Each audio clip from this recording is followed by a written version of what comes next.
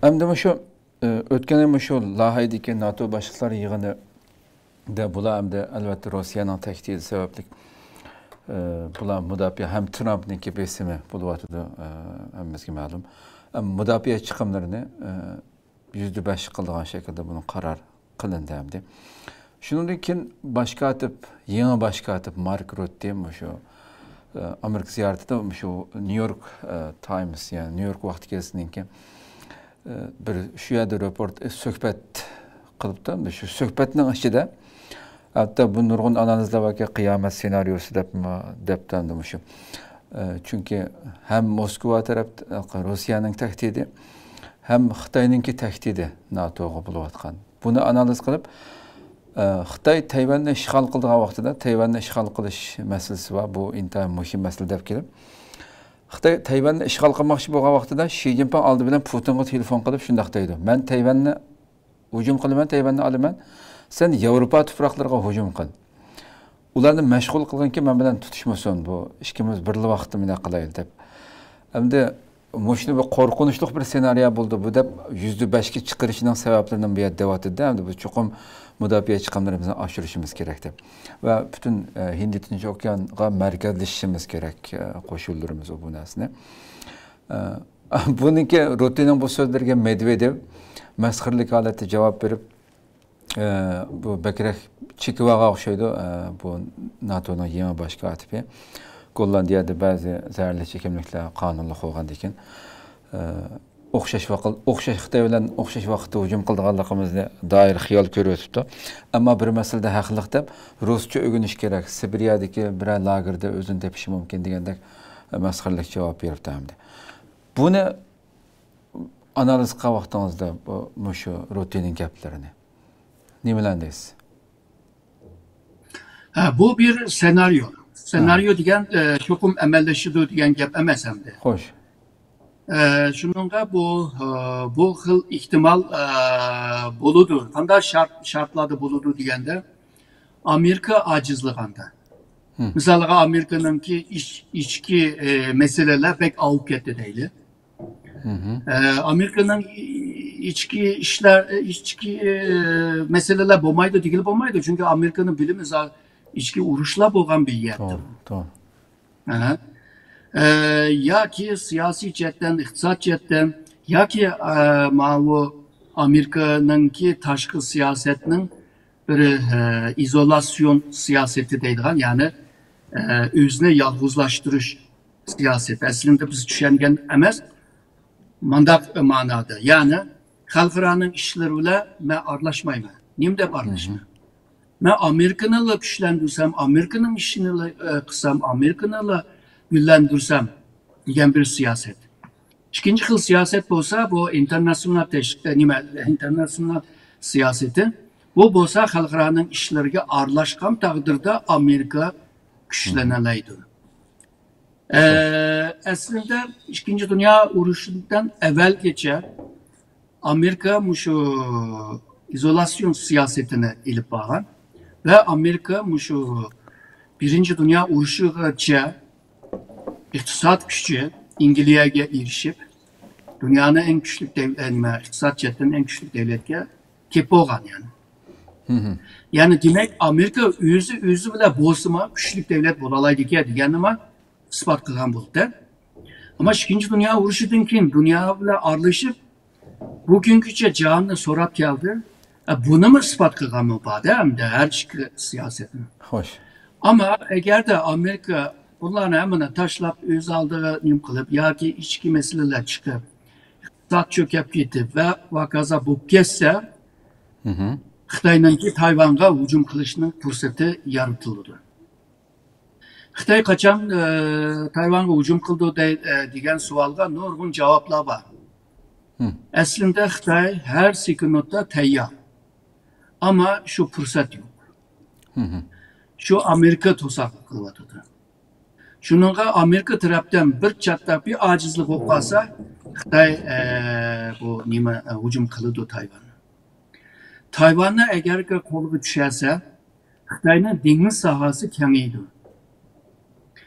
Ve bugün Tayvan boğazı deymiz, Tayvan'ın etrafı deymiz, hemsi Xitayga kirgen bulup, Tayvan aralığını esas kıptırıp, 200 mil kenglikteki suğuma ilgi buludu.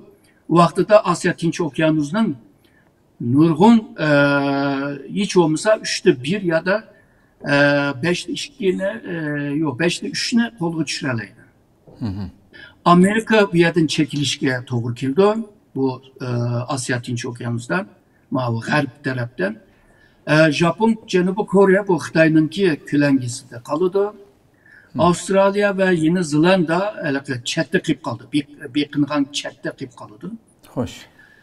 Şununla Xitay'nınki bu rayonda nefit, tabi gaz, bilik, metal hemmenimle işlep çıkırdığım bir küçükge ilgi bolgandek bu mesulatlarını kolu düşüreleydi.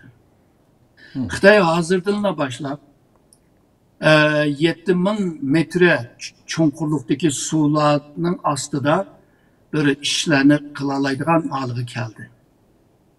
Yani denizini kolaş için teyyar yani.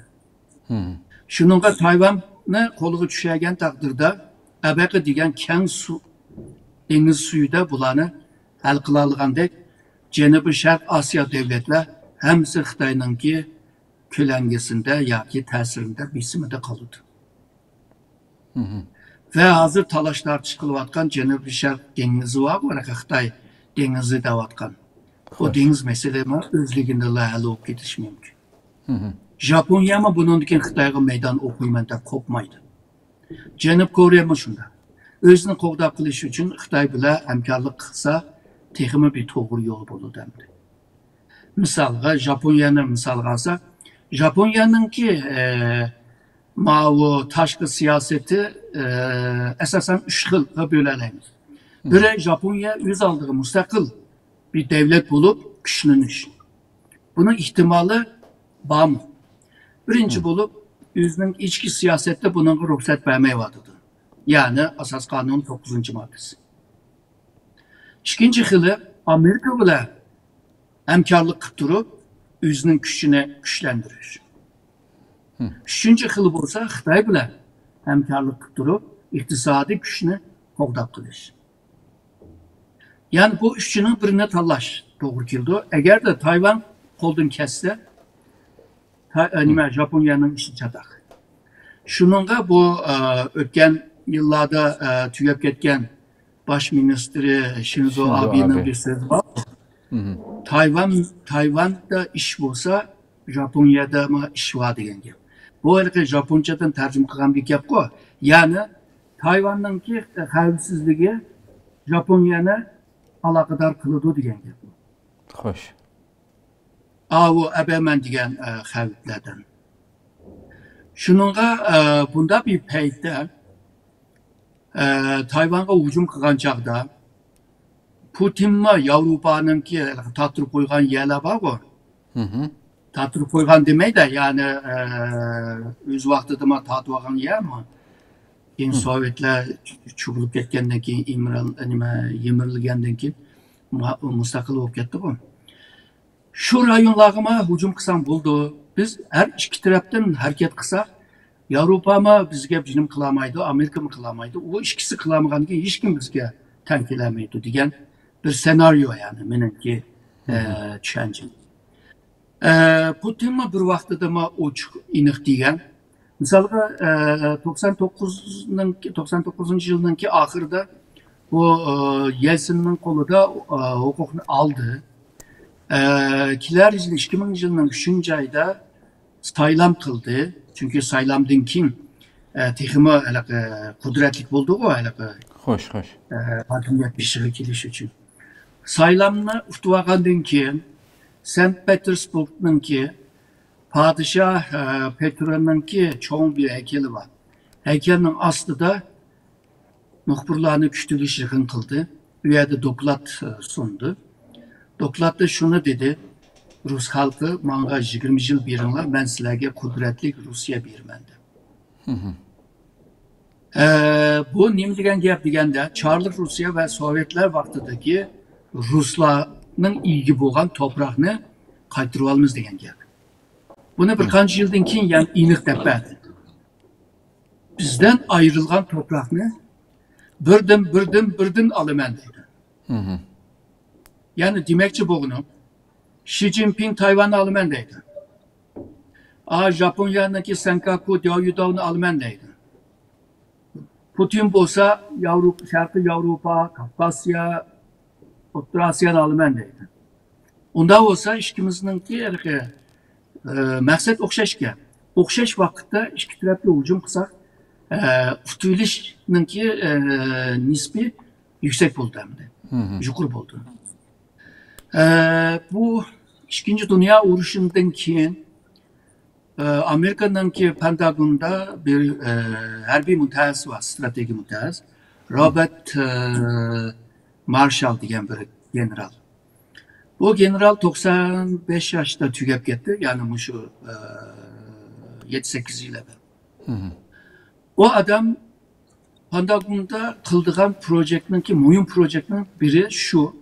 Amerika oxşaş vaxtda iki meydanda, iki uruş meydanda cəng qılalamdı.